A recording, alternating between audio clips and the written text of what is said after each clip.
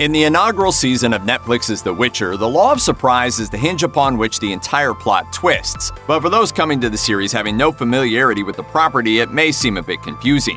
What does the law of surprise mean to Geralt and his world? The concept has taken many forms across a lot of cultures' folklore, but it basically boils down to this.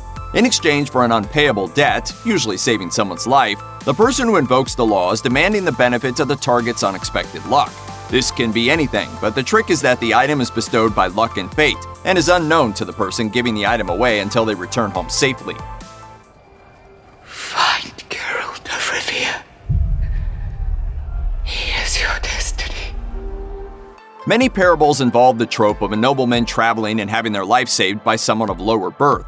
Rather than accept the immediacy of gold or other form of material wealth, the peasant will invoke the law of surprise, which leads to the nobleman having to give up something far more precious. When the nobleman grows selfish and attempts to thwart this invocation of fate by either trying to pay the peasant off or attempting to kill them, terrible things befall them. Tales using this trope are meant to highlight the virtues of selflessness and humility. Good people and kings honor their bargains, even when the cost is exceedingly high, and the universe should punish those who do not. Law of surprise has been called. You kill them? Kill me. Here's how the law of surprise comes into play in the first season of The Witcher. Many years before the events of the series, Lord Urcheon, humble knight of the realm, saves the king from death. With extreme humility, Urcheon insists he needs no material benefit for doing so, but upon the king's continued pressure, chooses the law of surprise as his repayment, never once imagining it would mean Calanthe's unborn child. Having been cursed to look like a hedgehog from a young age, he did his best to stave off the fate the law of surprise demanded until his curse lifted, hearing the 12th peal of a bell in the course of his life.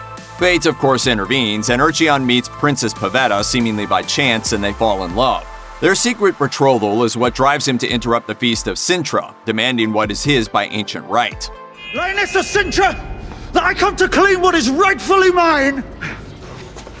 Pavetta, by the law of surprise. Queen Calanthe gets mad, there's that big fight, and Geralt steps in directly to save Urcheon's life twice in succession. When Calanthe finally relents, Urcheon insists, just as the king had done years before, to repay Geralt for his intervention.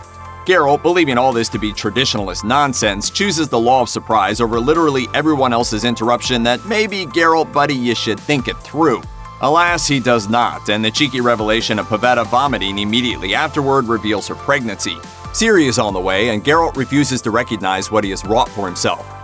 He mocks the concept of destiny openly to his friend Mousek's warnings and leaves, to his continued and countless future troubles. It's only when he accepts his responsibility under the law of surprise that he is put at ease. Geralt is sympathetic. He is a man of forced circumstances, living a life he had no choice in and basically waiting to die, though he strives to at least be effective in his profession.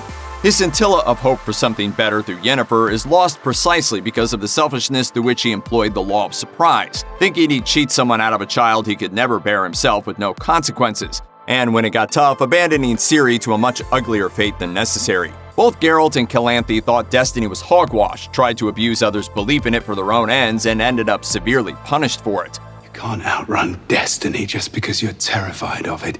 It's coming, Geralt.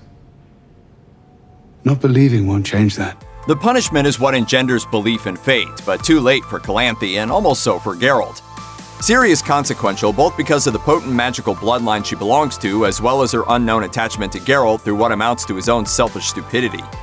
It's much more than a simple bit of moral instruction to the world of The Witcher. It's magic making itself known in its world, and the mortals within it are merely shifting among its tides. Check out one of our newest videos right here. Plus, even more Looper videos about your favorite shows are coming soon. Subscribe to our YouTube channel and hit the bell so you don't miss a single one.